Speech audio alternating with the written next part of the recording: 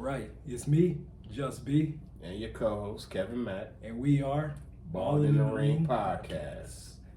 All right, here today we are here to talk about Cody Rhodes and his recent return to WWE. And we're going to talk about, was that a wise decision for his career?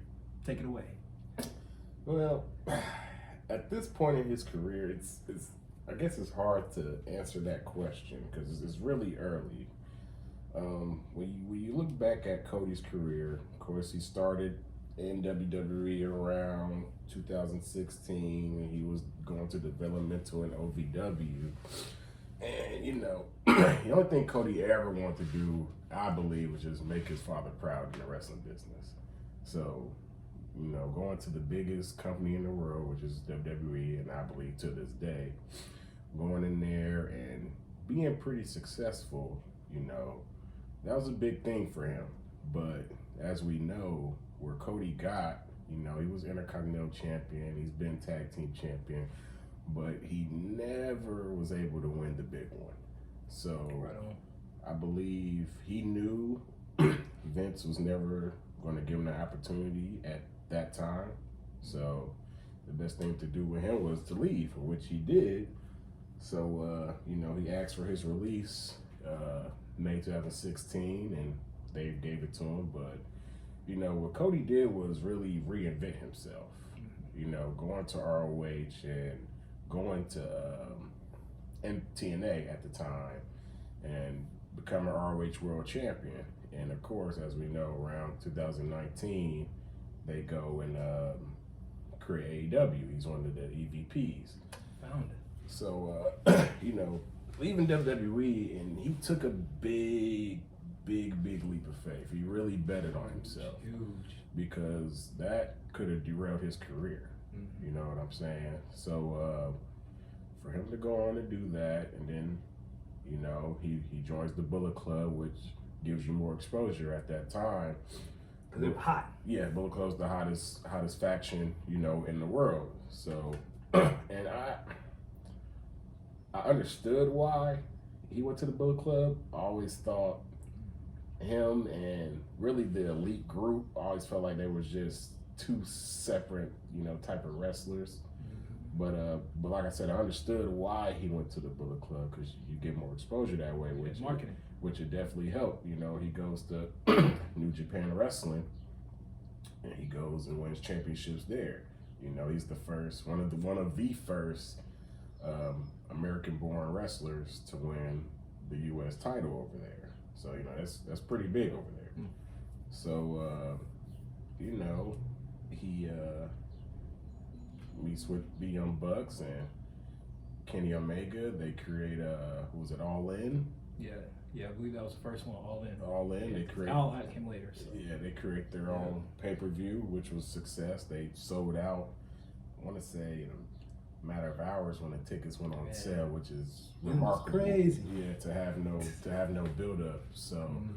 And people around the world, people know the Young Bucks and they know Kenny, but people know WWE. Mm-hmm. So for the simple fact that they sold those tickets like that, just let you know people have their eyes on the product.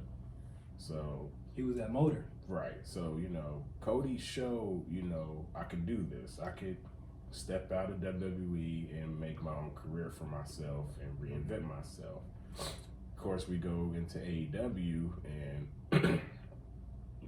he helps lay the foundation for AEW. He finds Tony Khan and, he lays the money down and they create an alternative to WWE, which I thought was a great idea. We should have an alternative for WWE because I wanted somebody to put the pep in WWE steps so they can step up and, make great content again. And they've done that.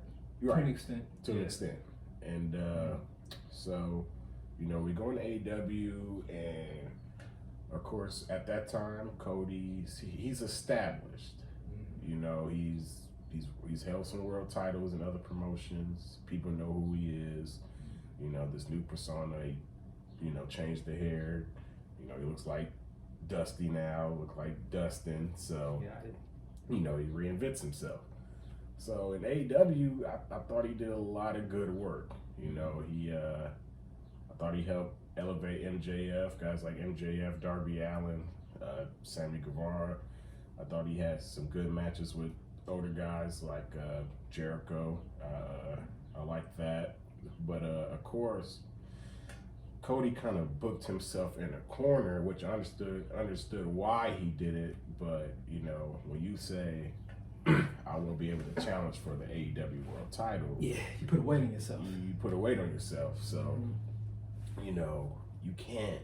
He wasn't going to be a 10-time TNT champion. Right. You know, he's just not in that type of era now. So, you know, eventually he was going to have to do something else. And we also seen the AEW fans was not liking Cody for a while. You know, they kind of turned on him.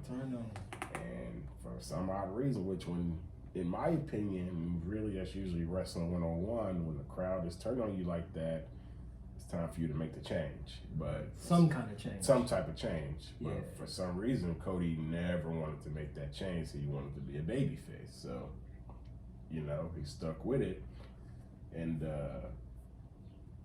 I want to say me and you probably talked about this maybe 6 months ago. And I said, you know, I wouldn't be surprised if Cody went back to WWE. Had to come back home. Got to go back home. So, you know, I thought Cody did all he could do in AEW. And there wasn't much left for him to do unless you go back and, you know, you change the stipulation that you can't be AEW World Champion. Well, of course, around what? Not too long ago, it comes out Cody and Brandy are leaving AEW. And it's still... Yeah, I believe that was February. It's February. I believe so. And it still shocked me because I definitely didn't see it coming this soon. Mm-hmm. And, you know, we don't know why he really left. You know, there's a lot of mystery there. There's a lot of mystery. There's different reports. You know, he wanted Punk money. You know, he wanted CM Punk money. He lost creative control. Right. You know, so there's a lot of things. Cody has came out and said him and Tony Khan just reached an impasse. You know, whether it was business or personal. You know, they reached an impasse and they couldn't get through it. They couldn't get a deal done. So, you know, of course, it was a mystery where he was going. There was reports coming out that he had signed a deal with WWE weeks prior to WrestleMania, but in this day and age, you still gotta. Yeah, you never know. You gotta check the sources. And it's crazy because really, and I think this is kind of killed wrestling now. You know, with the internet, you can't hide anything anymore. You know, there's no element of surprise. The element of surprise is out of professional wrestling. So and I think that was the beauty of Cody's return. It wasn't, you know, there was still this layer of if he would return, even though we all expected it. It was almost something like you have to see it to believe it. Right. And the fact that he came back out with the Nightmare music, to me, that was it. He was home. Yeah. Like Corey Graves said, the prodigal son has returned home. He's back in his element. Yeah. He is a WWE superstar. Yeah. Like all the way through. Yeah. His makeup is WWE. Even when he was in AEW, his wrestling style still reflected the WWE. Right. So when I look at Cody Rhodes, I see someone who always saw himself as the main eventer that the company didn't really see him as, but I think they're going to see him as that now because he's proven he's that. Yeah. So I'm very excited for this newest run, and I think it was a wise decision. Yeah, I believe, you know, when we come down to it, like I said, it's probably too early to tell because, you know, why leave a prominent role in a company that you helped start? Mm-hmm. You were EVP of that company, and why go to a place that didn't treat you right at the beginning and don't look at you as a star? Well, like I said, I'll give you a great example. Drew McIntyre left for a while. He came back. Who is this?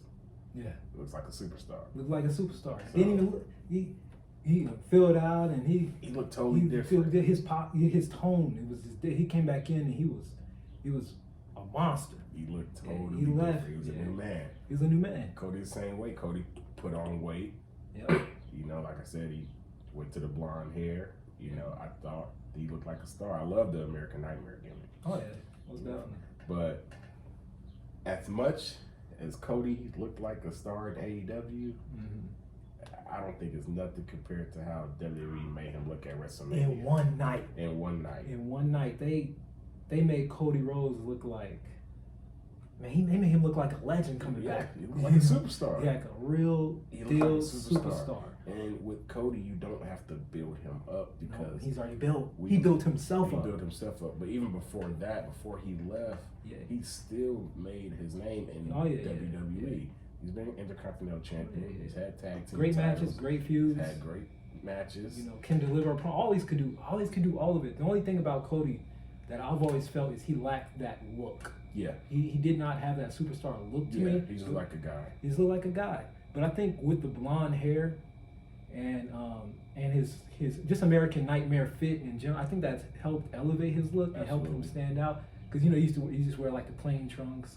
I know he tried the Stardust thing, but that's limited. Yeah. So I definitely see it. Yeah.